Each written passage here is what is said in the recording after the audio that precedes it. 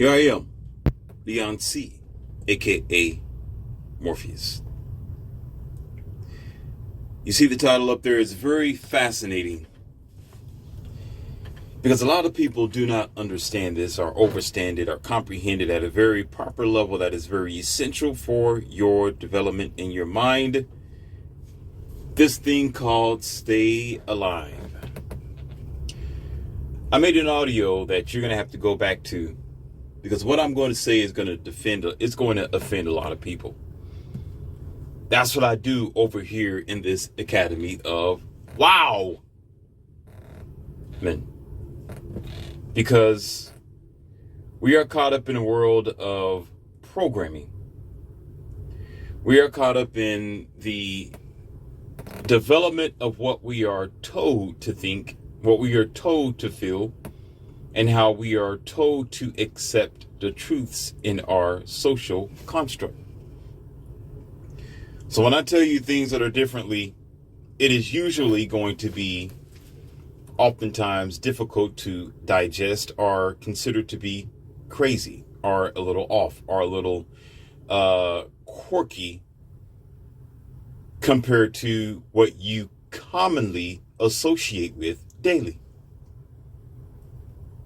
So in the audio that I've made is called Life Isn't for Everybody. That's the name and the title of the audio I made already.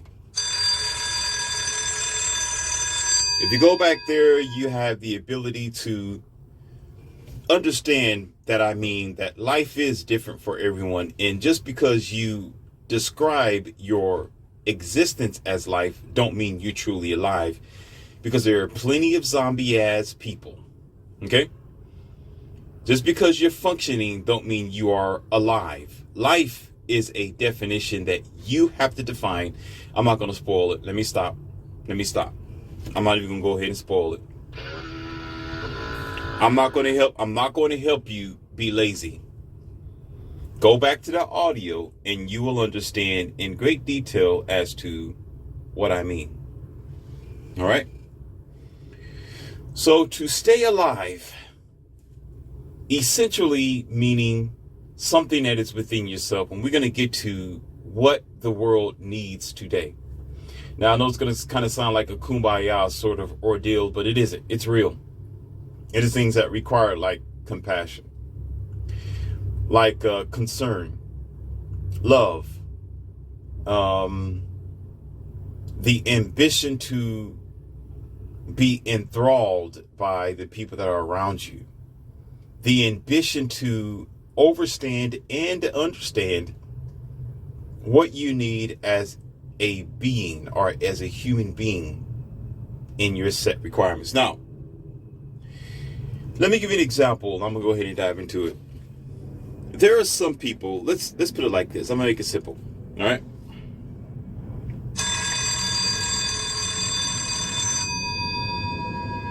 If you're going through something that may be emotional, like you lost a loved one, or your job isn't functional for you, or you're in a very tough situation in your life and you don't see the light at the end of the tunnel, or you're going through such a tremendously difficult time in your life and you feel or you understand it, you accept this reality as a uphill battle, that you cannot see yourself as a successful victor. And oftentimes in this times you will encounter people that will give you a certain monologue. They'll give you an automatic response, no matter who they are. It could be the pastor, it could be a therapist, it could be your mother. Usually it can be people around you, your grandparents, and just multiple varieties of people. They're going to say this particular thing to you that I am going to debunk and destroy today for your sake. You will often hear a person say, "You ready?" This is what they will say. Stay strong. Stay strong. Stay strong. To stay strong. What I'm going to do for you today, ladies and gentlemen, I'm going to reverse this for you. What I usually do is, it's not as if you already know, is take my blade, my katana, and slice this in half to let you know what is within this rock or this shell of socially engineered product that you are when you accept bullshit like this. All right? It sounds great, just like everything else. It sounds great to get you in. And here's another thing: to get you to agree with something, it has to sound good anyway, right? To sell you something, to get the society to be what it is today, you had to be concocted.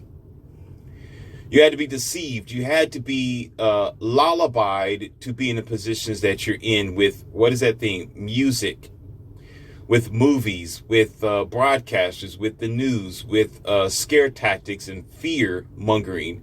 That is a all too common strategy that's been utilized by the westernized uncivilization.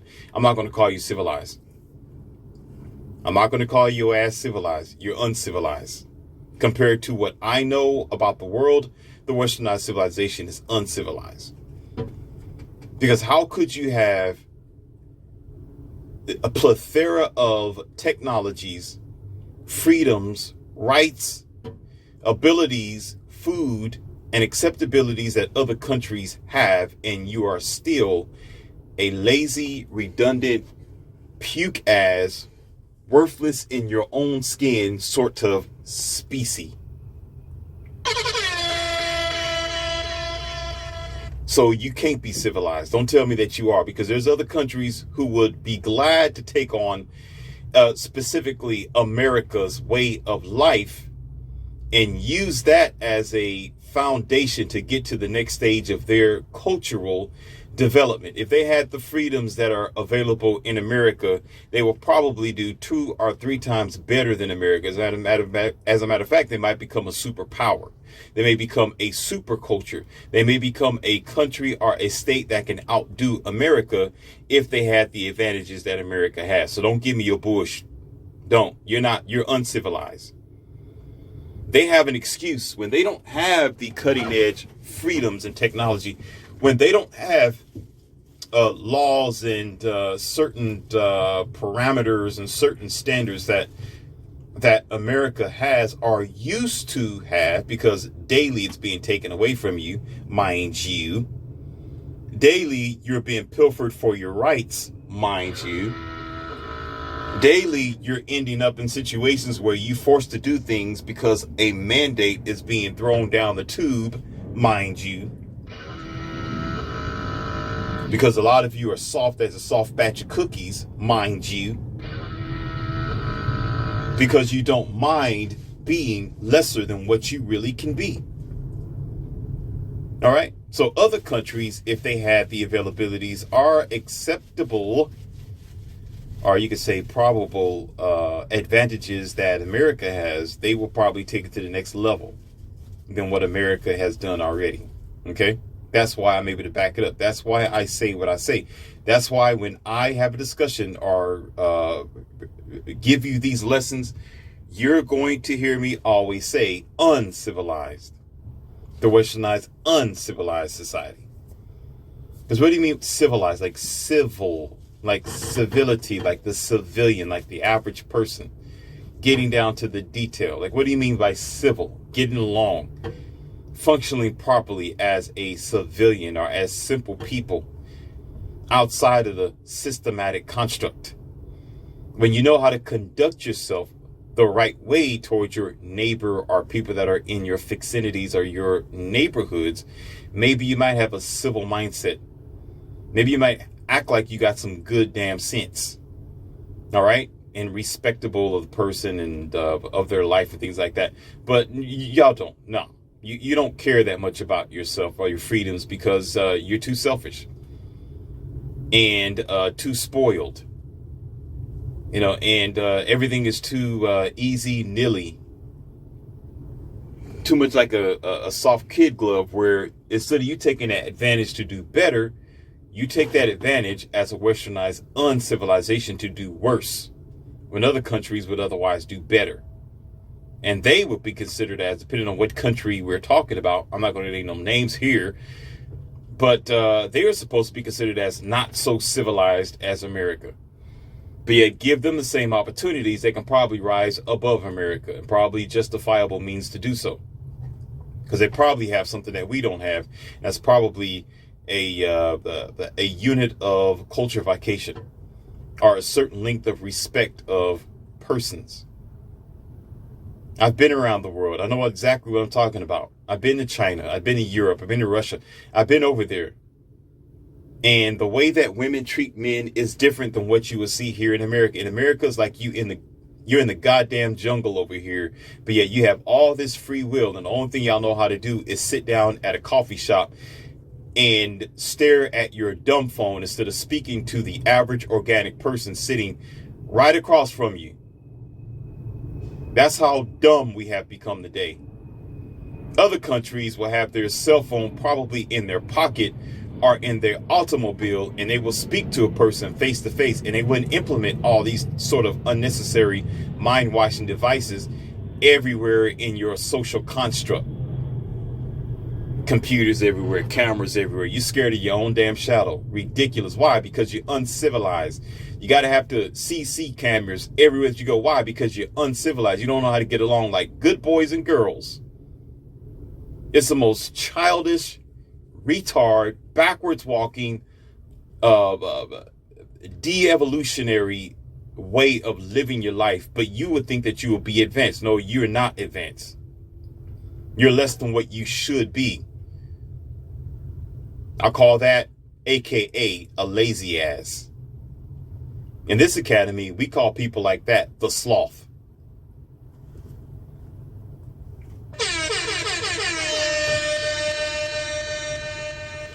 So, this thing called, getting back to the lesson here, be strong. They'll say, be strong. Wait a minute. Here comes the lesson. Wait a minute. Listen. Let me ask y'all a question. Think about it for a second. How are you being strong? No, I'm going ahead of myself. Let me stop. No, I'm going to pump the brakes on this train, because that's going to give too much away too soon. I'm not going to go that way. I'm going to go a different path here, an alternate path. Let me go the path of the professor that I am here in this academy. All right? So have a seat and listen. When you are hurt,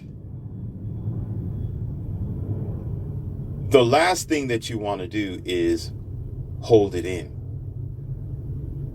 When you are going through something, you do need someone to talk to. That's life.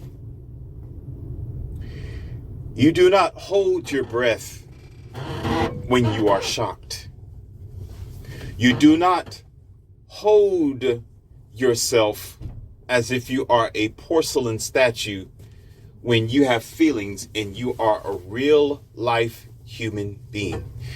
You are important. You are valuable.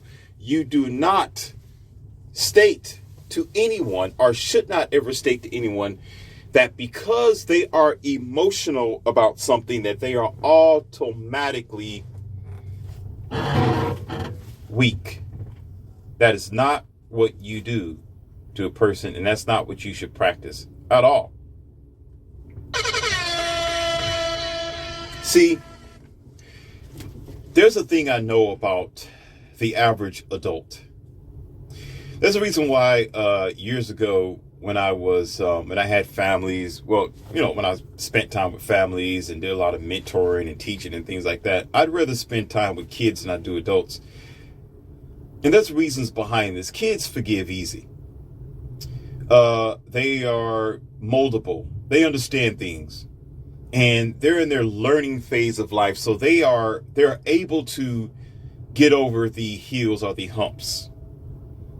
And oftentimes they're fun. I admit they're fun. I like going outside and throwing a football with them or playing basketball with them, or sometimes with the kids we'll play frisbee. It's a very exciting time for me because they're of a pure spirit. And I notice the difference between them and their parents, or you could say the adults. The adults are usually stuck up, hard-headed, very jaded, you could say. It's almost like touching a thorn bush. That's the adult there. And the question is, it's not about responsibility, because that's the first thing that probably might rise up in your mind. It's not because life is hard. That's an excuse. Listen, that's an excuse. Most times, the adult person, generally, depending on what city that they are raised in and what type of lifestyle that they have, a lot of times it's because they have shielded themselves of feeling. They have shielded themselves of being capable of molding to the new things of society.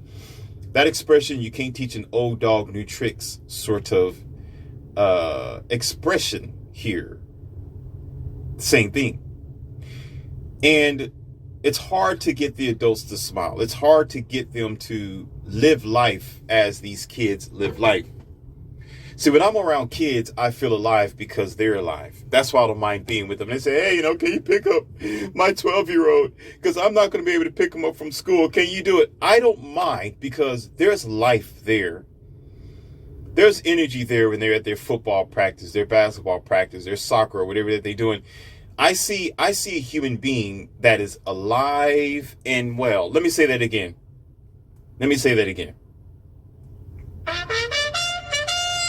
When I see a child, I see a human being who is alive and well. They are palatable. They are capable of receiving, seeking, and giving at the same time, without so much as malice or anger or bitterness. And I'm going to get to it. Just bear with me, ladies and gentlemen. Bear with me, because the professor's working this path for a reason. That's how I work my weave to show you just how long this braid really is. And when I'm done, your hair is going to be braided. You'll be like, wow, okay, this is nice. Yeah, that's how I put it together. I got to weave your hair together. Or you can say braid it, this discussion. And again, the average person would think, well, it's because that's an adult, this is a child. This child doesn't know anything about life, and the adult knows everything, or supposed to be. Right? That's just the norm. It's expected for the adult to know something that the child do not know. The child can be of any age, of the age 17 and younger. That's what I mean. Okay? And so it is easily passed away as, or you can say passed off as, well, as adults, we're just going to sit here at a barbecue and sit down in the lounge chair, or lawn chair, and we'll watch the kids play football and run around and kick the ball around. That's what we'll do. Or in most cases, and you yourself have experienced this, or it might be you, okay, goofer doofer, but I'm going to talk about you in a second. I'm not going to hold back when it comes to roasting. I'm going to roast your ass. So just be prepared. It's coming. I do this for kids. Most times when you go out to a party, you go out to an event, or you visit someone's house, or, I do that a lot myself. Do a lot of visitations. When you encounter people, the adults is in one room, the kids are in another room. And I look at the activities of both of them. Yeah, the adults may sit around and talk about nothing. They think they're talking about something that's, very smart, or something that makes sense, or it's going to make the world go round. It's not. This is bickering or gossiping and who did what and what's going on over here. But the kids are outside laughing. They're running. They're joking. They're running in the mud. They're there's such a free spirit. Oftentimes, and it's not me, maybe you, but just for an example, a person can get jealous. You should be jealous. Maybe if I was jaded and dry, I would be jealous looking at these kids just running around and just having fun, just enjoying life, right? Balloons all over the place, water guns, Nerf balls, whatever that they do outside, slinkies, just Barbie dolls for the little girls. And it's such a free spirit that the soul should long for. The soul should require that. The soul is like, this is where it's supposed to be. Why am I taking on all these unnecessary, or you can say these heavy adult-like problems? And don't get it mistaken, it's by choice. Don't think that you have to. It's by choice. You can be an adult and you can live your life. You can be an adult and you can open up yourself to the possibilities. You can still go to theme parks, wear a beer bong hat, or know how to joke and be a comedian. You can still do that. It's that oftentimes we forget ourselves. So don't say, well, it's because we have to. We have to be an adult and we have to take care of our responsibilities. Do me a favor. I don't mean to be rude, but respectfully, shut the hell up. Put your stanky, crusted, dry bottom lip to the top lip and stop making damn excuses for yourself, because I don't want to hear it and I don't accept your bullshit over here.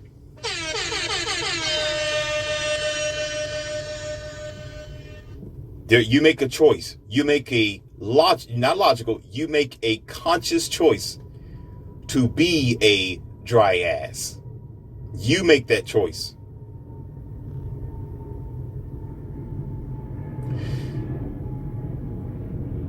Going on to the next chapter of my discussion here. As time goes on and you are told to, whatever happens to you as an adult, you're told to suck it in. Because remember, these kids, they're kids, right? They're the beginning phase of what you used to be. You showed your emotions every now and then, or you spoke your mind, or you found a place to ventilate. You know, sometimes I don't know what kids do nowadays. They will exit by going to their room and getting into their dumb phone or computers or video games, or they'll go other places, try to hang out with their friends, or they want to go to the mall. They want to go buy a brand new pair of shoes or Jordans or something like that to try to get away from their pains and sorrows. So there's various things of how they do it to close themselves out to avoid being alive. I want that to burn in your mind, being alive. As an adult, we're told again, be strong. What they mean is don't feel. Don't feel. Don't respond to this horrible situation. I want you to be able to take it and then, walk away from it and act like, well, respect it, honor it, know that it happened, but be strong. Keep moving forward. Be strong. Just try to be like Rocky Balboa and run up these tall stairs and just be strong to try to defeat these heavy competitors coming your way. Here's the thing, ladies and gentlemen. Let's go ahead and bridge this together here.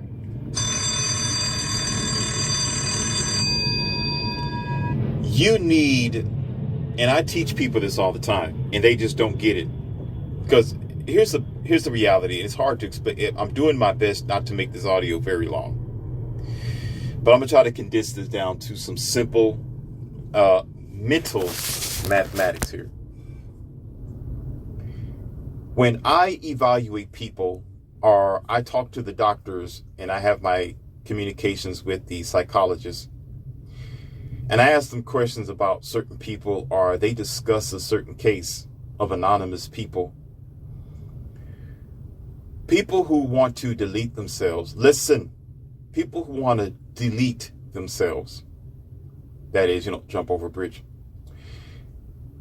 In domestic violence, in cases where you need to drink alcohol or you feel the need to drink alcohol, and drugs is on the rise regardless. And the use of illegal or legal drugs over and under the counter, and use it by abusing those drugs to abuse your body, oftentimes it comes from this thing that I'm expressing to you now, the window. The window. What is the window here?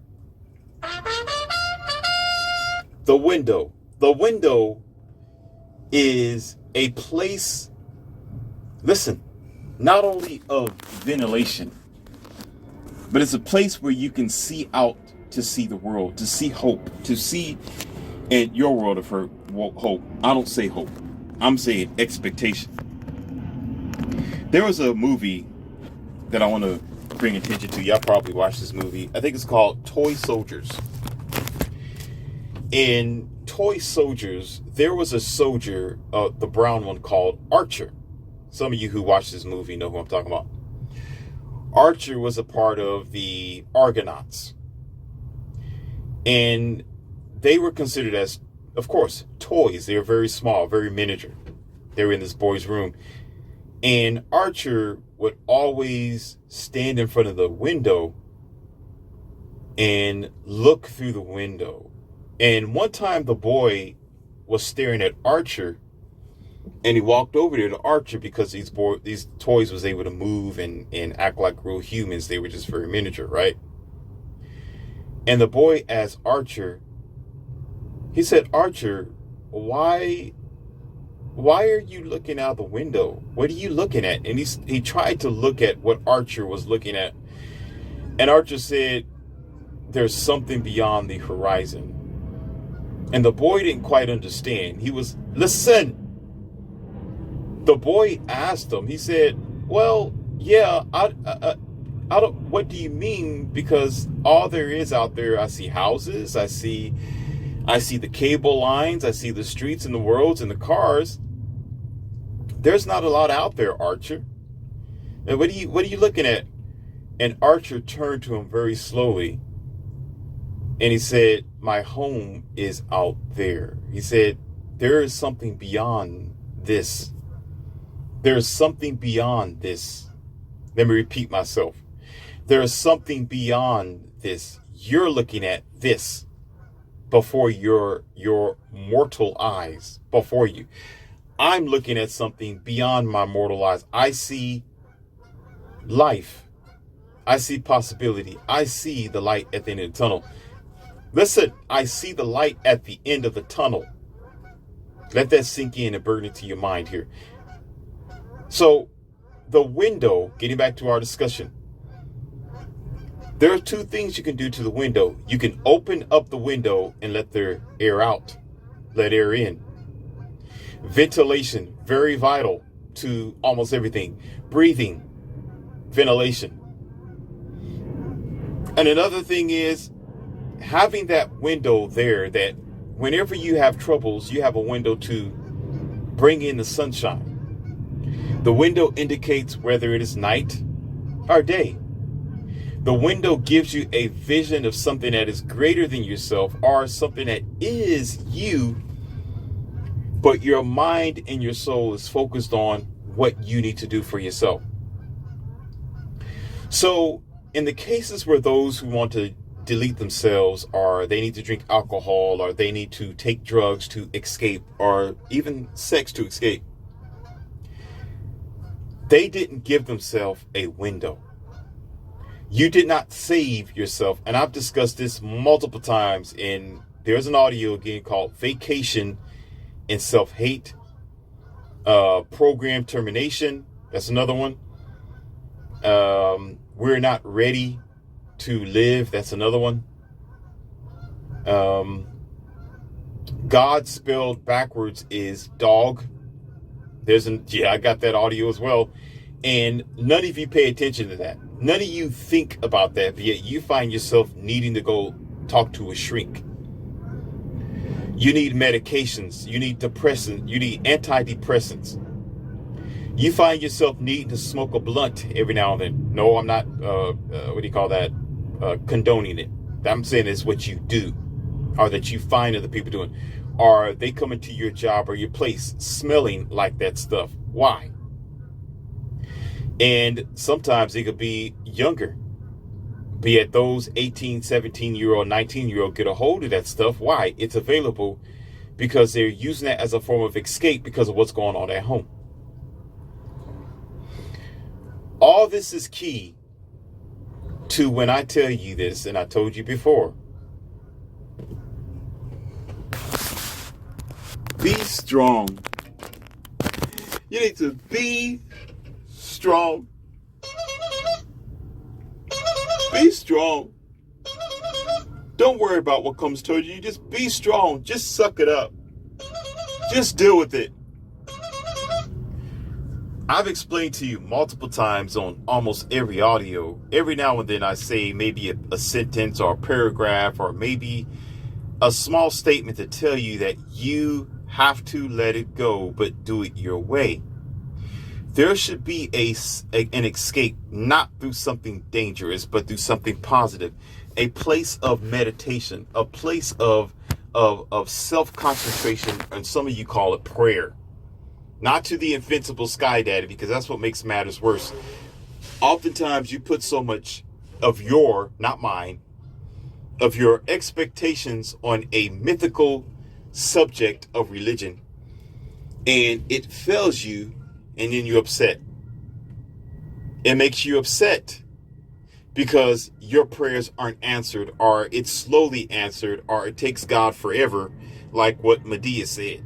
You know, God takes forever. I got peace. And she put out her peace that was out of her purse. And Diary of a Mad Black Woman, she was right. It takes God forever because your perception of God is wrong. So now you're pissed off. There's nothing wrong with dealing with that pain and that sorrow that I'm telling you about. If you need to cry, cry. But you cry in the secrecy of your home. Cry in your closet. Punch the bag in your time. Don't destroy the person that's in front of you. Deal with it when you're in your car. If you have to blast the radio and scream and cry to your heart's content, do it. Because you are staying alive. Staying alive don't mean you need to suck up your emotions. Staying alive meaning that you are a breathing, feeling person. You have pains, you have sorrows, and you need to deal with it. You need to let it go. You don't let it go by stopping it. You can't stop what's been created. You are created to feel. You are created to get upset, to get sad, to get mad. If somebody's gone from your life who was somebody who you've loved your whole life, you're not being strong by holding back your emotions for them. No, you should be emotional, be loving, show your respects, but in the exclusion of your own home, in the privacy of your own secret places. Don't let people tell you, oh, be strong. I know work is hard for you, but be strong. Keep suffering every day and just suck it up. You're going to find you're going to find yourself dead. You're going to find yourself pushing up daisies, being lowered 6 feet in the ground with so much stress, so much depression, and so much regret. How are you going to be strong?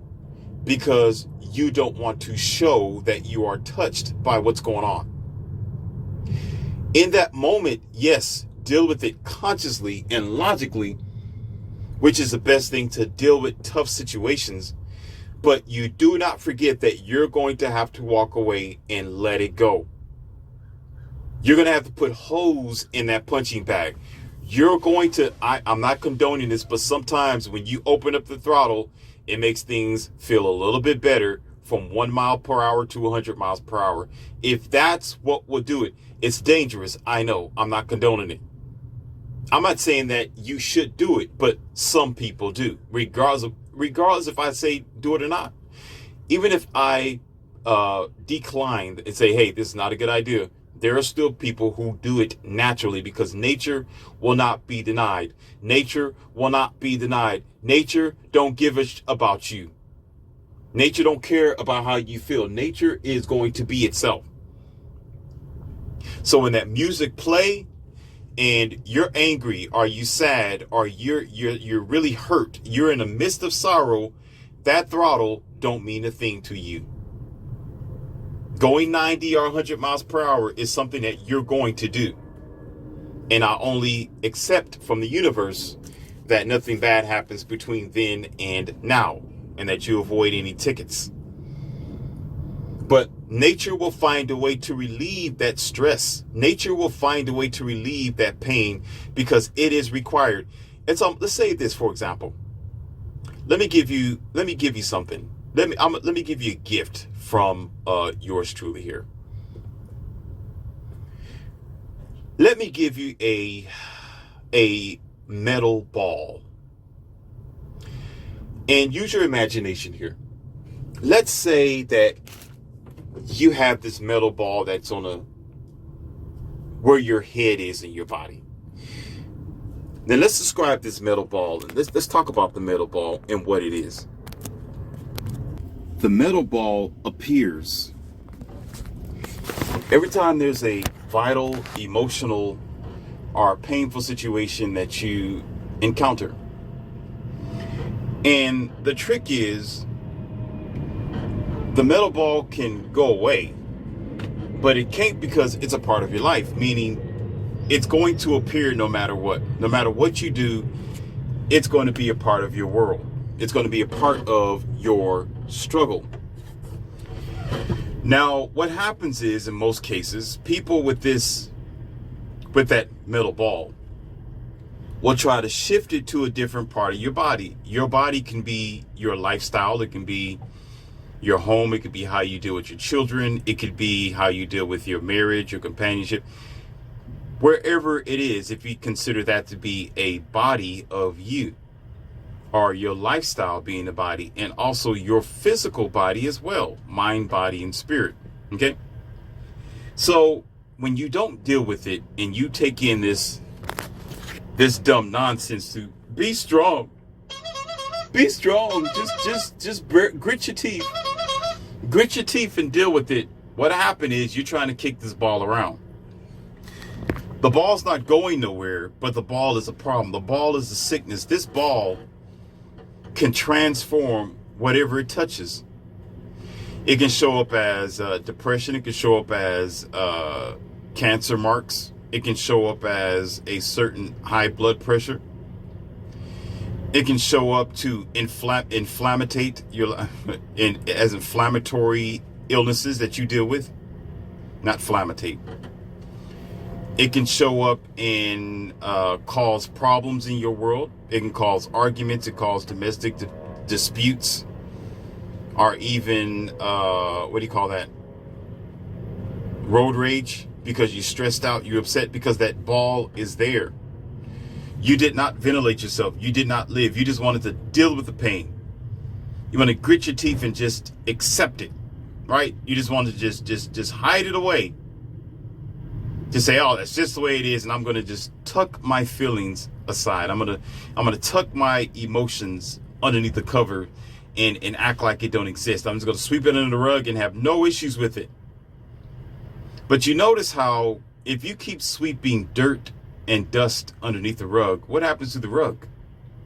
That rug's going to become uneven, and you're going to start getting lumps in the rug because of all the stress and all the emotional baggage that you swept underneath and you didn't deal with it. All right? But in order to get rid of this problem in your life, in order to save yourself from such terrible acceptance of a demise, okay, is to live, meaning to accept the pain that this ball gives you.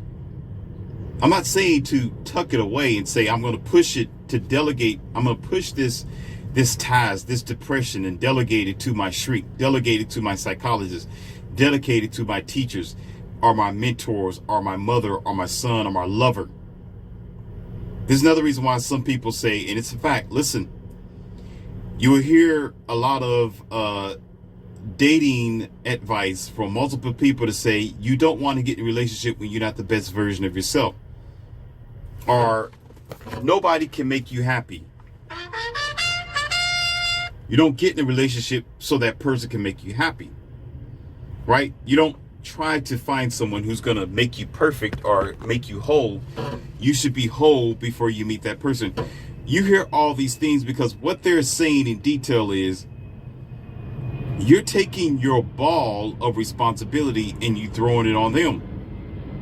That pain, that past sorrow, you being heartbroken, you being married once or twice or 3 times, you losing your child to either natural causes or violence, right? You lack of money, lack of resources, lack of something. You got this thing that you can't get rid of. It's not going nowhere.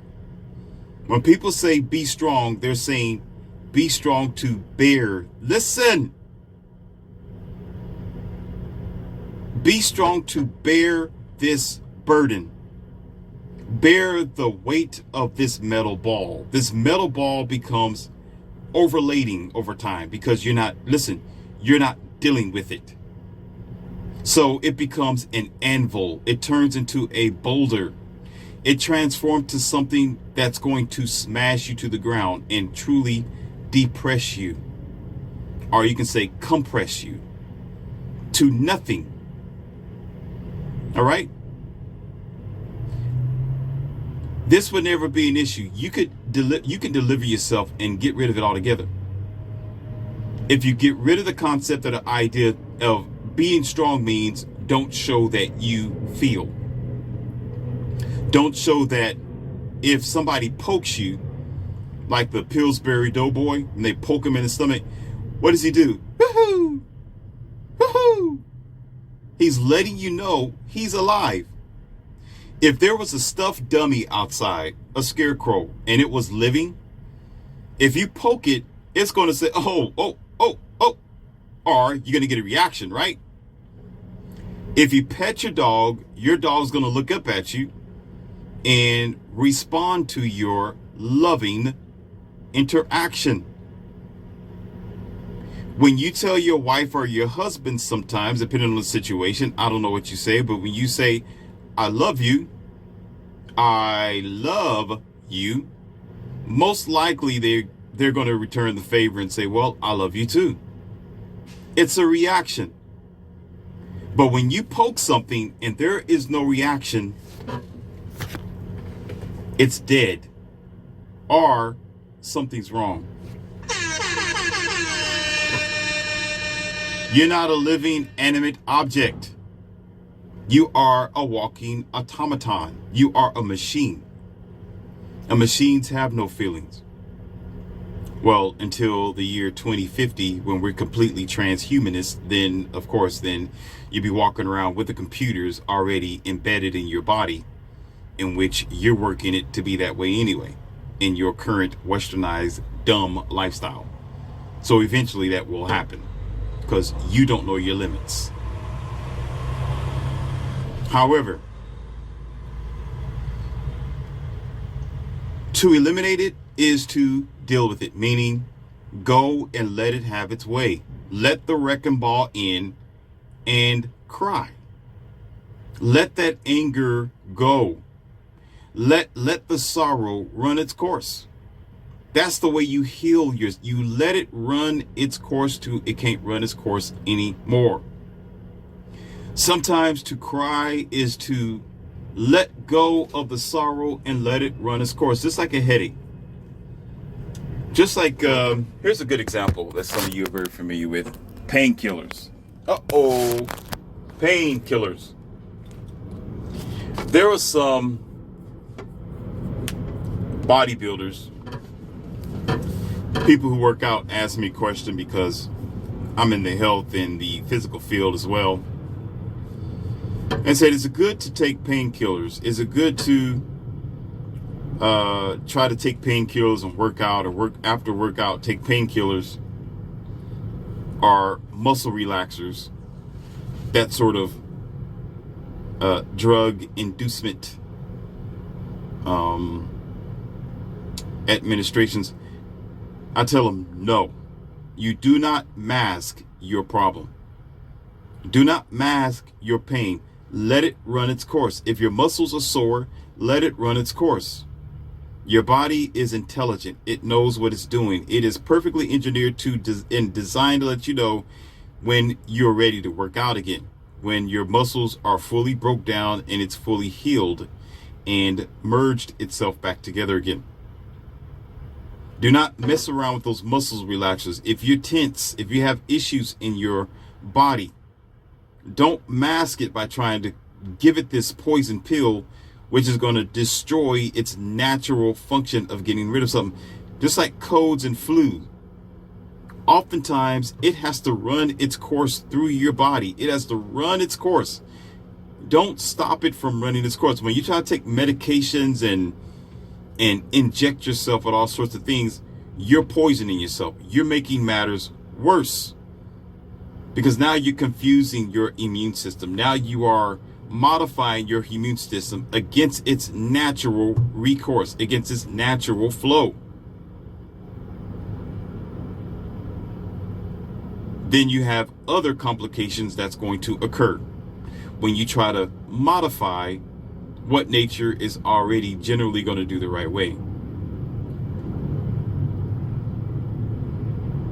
So when it comes to responding to something, you don't have to respond to it immediately, but make sure that you respond to it in your own time. You got to make sure that just like, for example, let me give you something. This thing about love and heartbreak is a very big subject, and we are all familiar with that. Most of us are. Some people don't want to allow themselves to love because they've been hurt too many times. Some people cannot love anymore because they have been jaded. Their heart is broken. They are completely they're completely void of feeling for the next person, compassion, being careful of the next person. And why, again, it's because of experience, and it's because they're carrying this heavy metal ball that's not going anywhere. It's just getting bigger and bigger, but they don't dissolve it. They don't destroy it. You can easy with the flick of your finger. Simple. But they're not willing to because of how they've been taught. This is why I told you about some of my, I had this expression in one of my other audios. Actually, it was a lesson when I said that there are some women who put their emotions on their sleeve, and they have their females of their own kind. Women of their own kind would tell them, no, if you're emotional, if you're feminine, if you're sensitive, that means you're weak. Or there's a big thing, and I talked about this in the audio as well, so you can get mad all you want to because you don't do your homework because you're stupid. I've talked about this before in one of my audios. There were some brown-skinned girls, black girls, who were saying, well, all black men are going to white women because white women are nicer and they are weaker.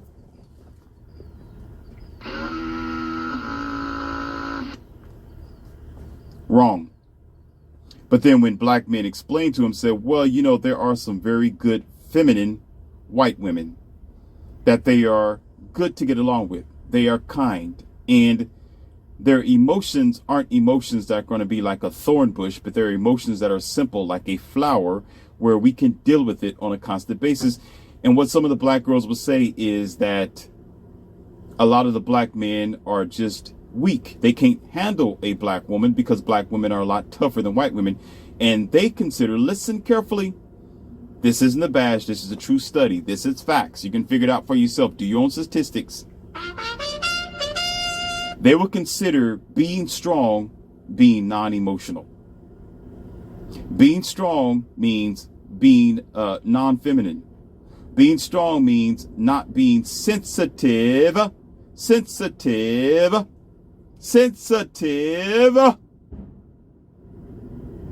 to the outside effects that may interface with their personal life.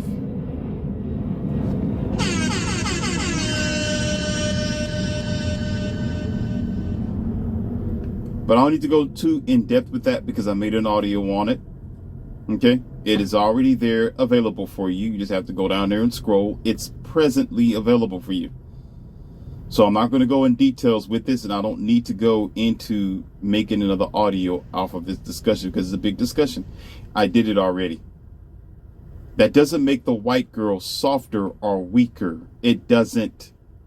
It makes her more applicable, more available, more sensible, and more reasonable, because men don't want to fight their women. They want to love them. Let me say that again because some of you too damn deaf. Men don't want to fight their woman. They want to love them.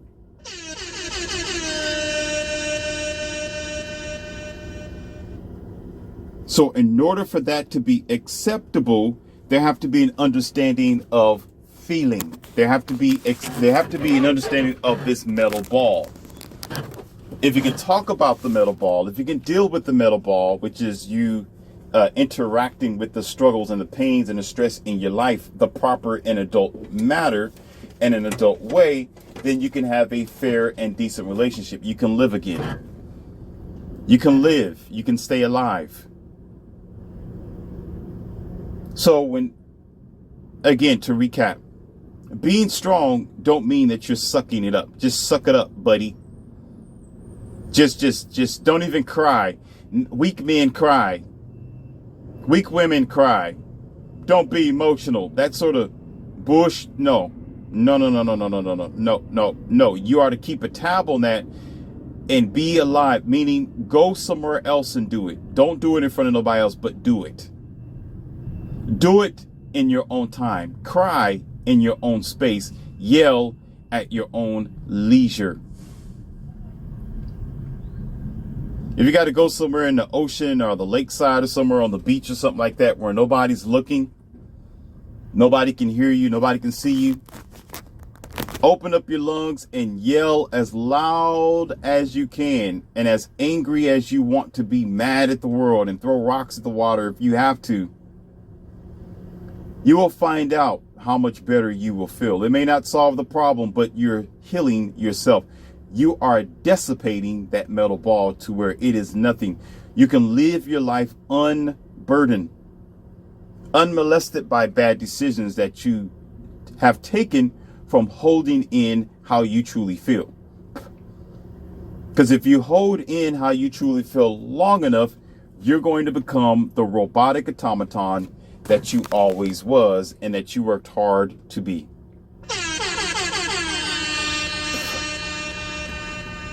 It is very intrusive. It is very contradictive. It's very stupid to hear somebody tell you to be strong when you need to feel for that situation. In America, be strong isn't really meaning be strong for that person. Be strong because things are breaking. Just stay strong. Just keep on the straight and narrow. You would think that that's what people are actually thinking. That's your first, and that would be the first impression when someone say that. Well, be strong means just keep it going. They don't explain it to you. That's not enough. That doesn't explain your problems. To be strong is to deal with that problem. To be strong is, if you're going to be on that straight and narrow, you're going to have to ventilate. You're going to have to know that you are affected, that you are troubled. This cannot pass. There was a homeless man. Excuse me, I'm sipping on my my health drink here, trying to keep my voice functional here.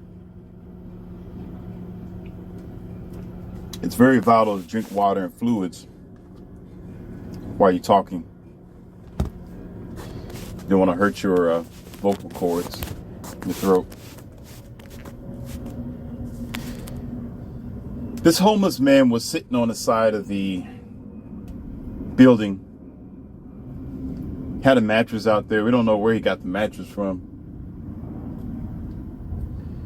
Had a couple of boxes next to him. Listen. Looking kind of scraggly. Clothes was dirty. as you would imagine. And you can smell him from a distance. Well, walking up to him, he smelled pretty bad. Breath smelled a little bit like, just haven't been clean, right?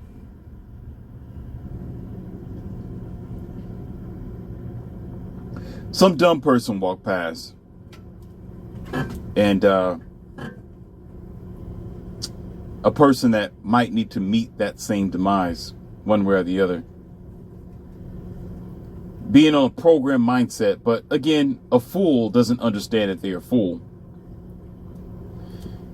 So the homeless man was sitting there, and the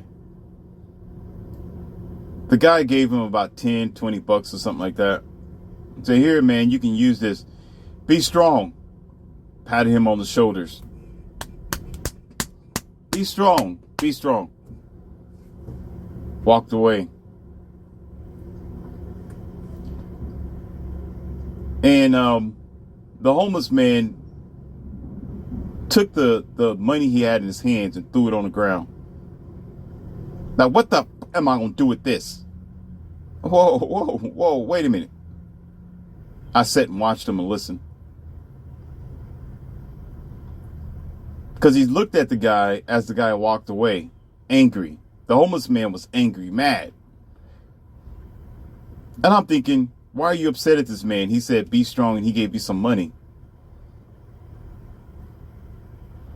Homeless man turns and he got sparkles in his eye. Not good sparkles. Sparkles as in enlightenment. Like I'm getting ready to say something that's going to blow your world away. Pay attention.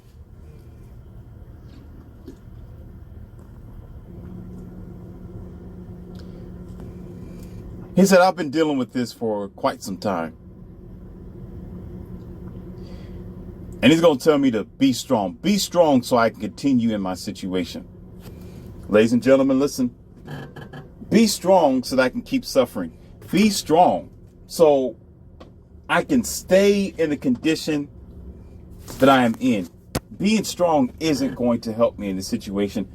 I need to realize my situation, face it in order to move to the next stage. Being strong is pointless at the time. I've been strong for a long time. I'm sitting here because I've been, listen.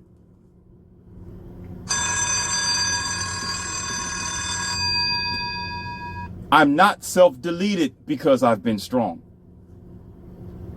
I'm still sitting here with clothes on, at least because I've been strong. I'm still breathing air because I've been strong. I've been over here on the corner doing this for a little while because I've been strong. I could have been anywhere. I could be in the hospital. I could be dead. I could have finished myself a long time ago. I've been strong. What is the hell this man talking about? Be strong.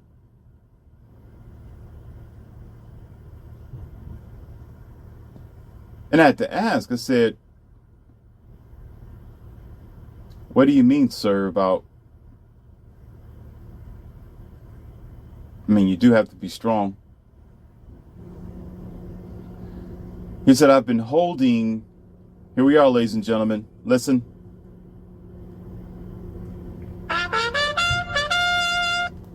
I've been holding back myself because I never wanted to face reality. It's not about being strong. I've been holding myself back from feeling.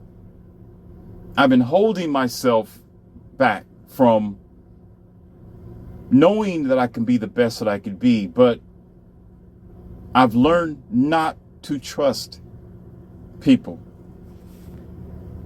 And I've learned not to trust people so much where I've learned not to trust myself.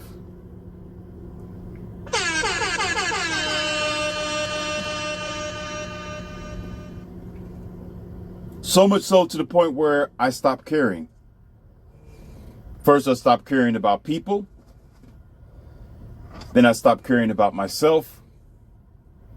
I started drinking, messed around with drugs, and here I am. It wasn't about being strong, brother. I was weak. because I could not face my sorrows.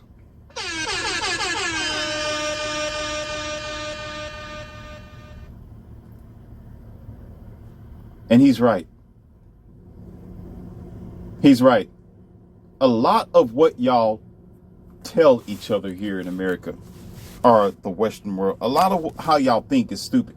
How y'all think is stupid. That's why you got to have trained psychologists and doctors, because I'm going to be honest with you, and I'm going to say this respectfully.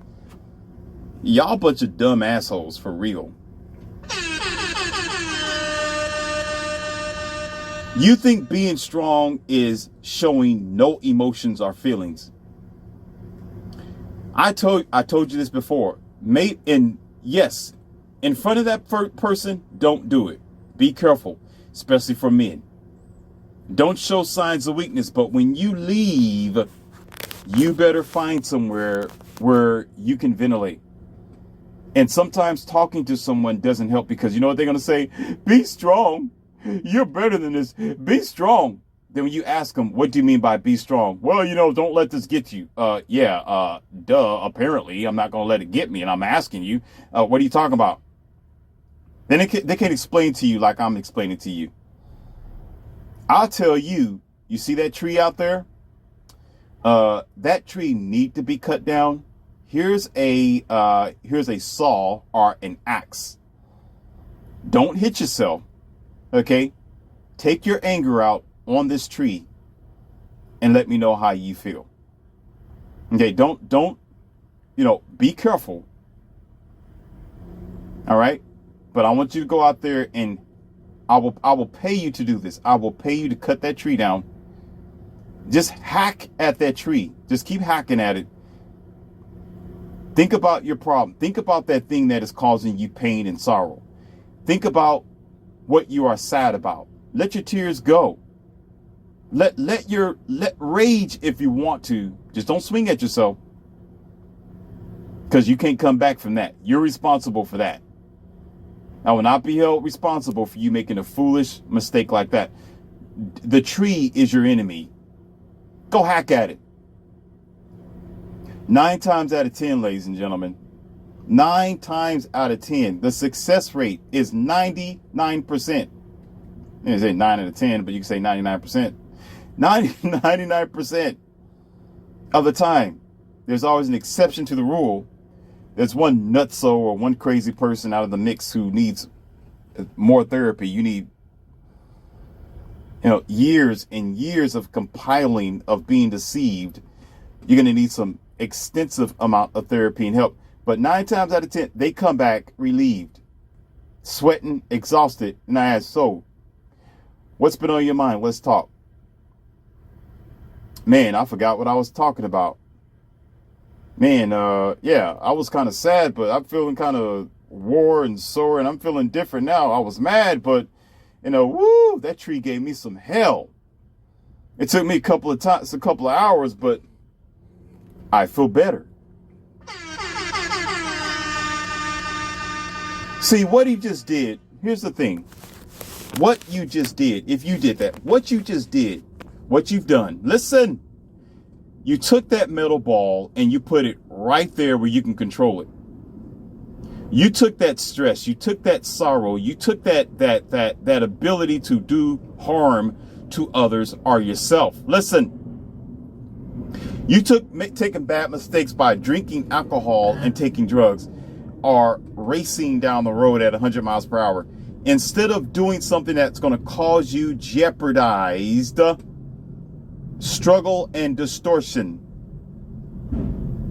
you controlled it by putting it right there in the zone, and you hacked away at it. You destroyed it right there. When you get back to it, with all the emotions that you might have left, is less than what it was before. You're still going to be a little sad. You're still going to be a little exhausted. You're still going to be a little upset, but the majority of it is laying down there on the ground with that log or tree. Go out there and cut some logs and see what happened. Then come back and we'll talk about it. You're less upset. Now, for some people, depending on their mindset, again, there is exception to the rules where it might even hypen them up even more. I understand. Depends on how they were raised and how they're taught to relieve themselves. But people generally know better. People generally, especially adults, you know what you're supposed to do. You know you need to relieve yourself. You know you need to go somewhere and not do the wrong thing with your anger or your emotions. You got to let it out, which is the idea. And so typically the turn ratio of success is higher than that of those who would just be hyped up to want to hurt someone or themselves. So, and another thing, if you think I'm lying to you, there's a thing called a workaholic. Some people who avoid their marriages or home, they become workaholics. They want to work extra hours because they don't want to go home. They don't want to deal with their reality at home. They don't want to deal with the stress of their world, so they workaholics. They work 2 jobs or 3 jobs if they have to. And another flip of the switch here is a lot of those people that you may know personally become, they have a word called toxic energy vampires. Or they become very abusive. If they can't find a log somewhere, they'll use you as a log. They'll use your kids as a log. They'll use their employees as a log. They'll use everyone else as a punching bag instead of them controlling themselves. Some people, when they get in relationships, what do? Abusive, aggressive, controlling, unnecessary, loud, obnoxious, uncomfortable. Where does this come from, ladies and gentlemen? I'm describing it to you right now. Not wanting or not requiring a standard of themselves to control the scenario, to control the narrative. I want y'all to understand what I'm saying. Get past this thing called be strong. Because it's actually reversed. If you say be strong, actually means be weak and be a machine. To be strong is to accept this sorrow that comes to you. Accept it for what it is and throw it in the direction in which you need to be. Accept the tears that flow down your face. Take your favorite song, blast it in your front room, and cry to it, dance to it, just don't drink to it, and let it go. And the more you do, you will find out that you are over this heartbreak. You are over this person. You are over your sorrows. Depression, the depressive, they call them antidepressants, depressants. I can't even say it. Antidepressant pills, anxiety pills, and every other type of issues that you have mentally based on your past traumas and dramas. All that stuff can be medicated with your own self-control. All that can be fixed. It can be fixed, but you don't have the power to do it. That's why you're always tortured towards therapy or needing an external source. And most times those are people who aren't you. Check this out. Wait a minute. So you need somebody to help you with you, but you are yourself. Pause. Pause. And you call yourself an individual. Pause. Are you an individual? Are you a living being? Are you responsible for you? Do you drink water on your own? Are you responsible to bathe and wash your filthy body? Isn't it your own social security number? Don't you have your own set of DNA? Why do you need somebody else to tell you who you are?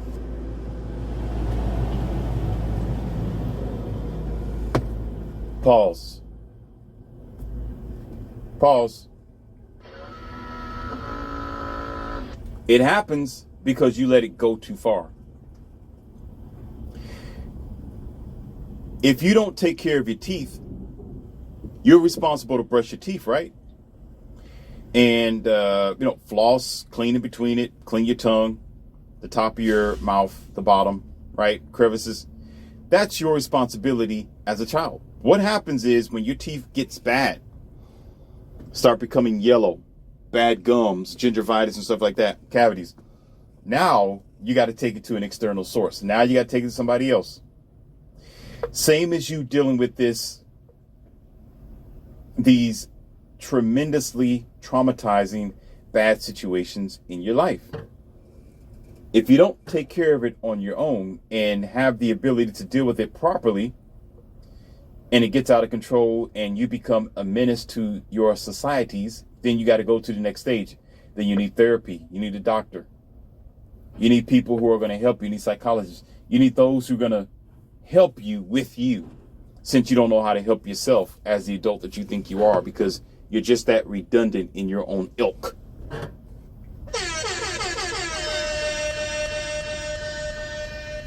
Being strong means you are strong enough to accept the situation and move on. That's what it means. To be strong is to be alive as you are doing it. You're not strong if you accept the situation and you say, oh, I don't want this to happen again. You become jaded and you block yourself out and you try to prevent yourself of feeling. Like some people say, oh, the hell with love. The hell with being concerned with the next people. I'm just all about myself. I just want to get the bag. I don't care. I've been heartbroken too many times. I have no feelings. It don't matter to me.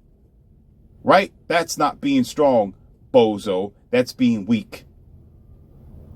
Just because you hide your emotions and I don't put my feelings on my sleeve and I don't want to show people that I feel about this situation. Well, you're not being strong. You're being weak. A strong person is somebody who is real with themselves. A strong person is willing to accept reality. A strong person don't mind being who they are. You can be logical at the same time and safe how you deliver your response to the situation. But you are strong by being who you are. You are strong by accepting it and dealing with it the right way, not putting it on the shelf. Because if you're strong enough to, in your mind, which is not true anyway, and it's irrelevant to even talk about it, because that's why I'm telling you now, it's dumb to say be strong with the situation, because it's not about being strong. It's about dealing with it or getting therapy for it or getting help for it.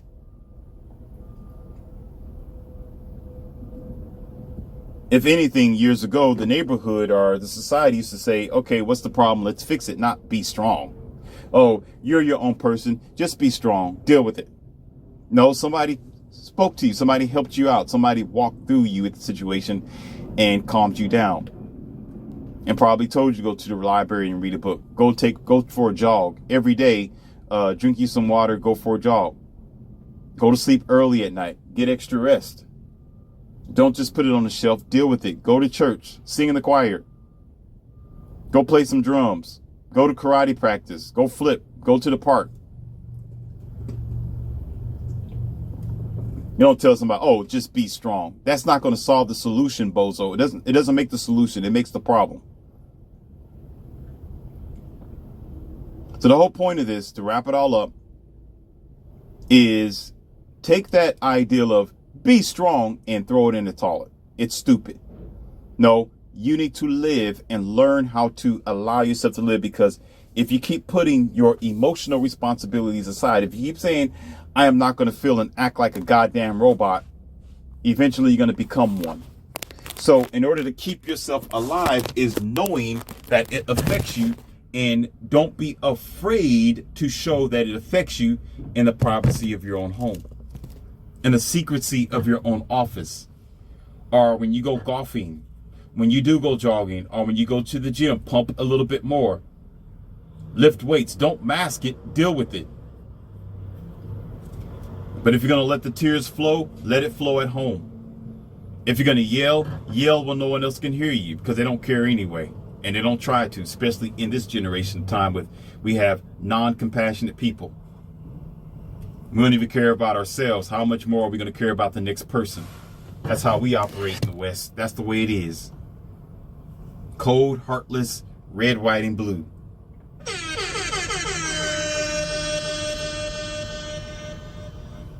They cared about you. It'd be more than just therapy. They'll be telling you the truth like I'm telling you. Don't hold it in. Let it go. Don't keep the throttle closed. Open it. Let the stuff go. Let it go. Let the exhaust burn. Let the oil splatter all over the place. Let it be what it is, and then you move on, because the deed is done. You chop the tree. You let it ventilate. You opened up the window and you breathe fresh air. And you're able to see the horizon. So whenever you got a problem, just like Archer, you just walk through the window and realize that there is something on the other end of the horizon. That there is light at the end of the tunnel, that you will be received and relieved eventually. Through time, through practice, and the whole point is as well, you will at least stay alive.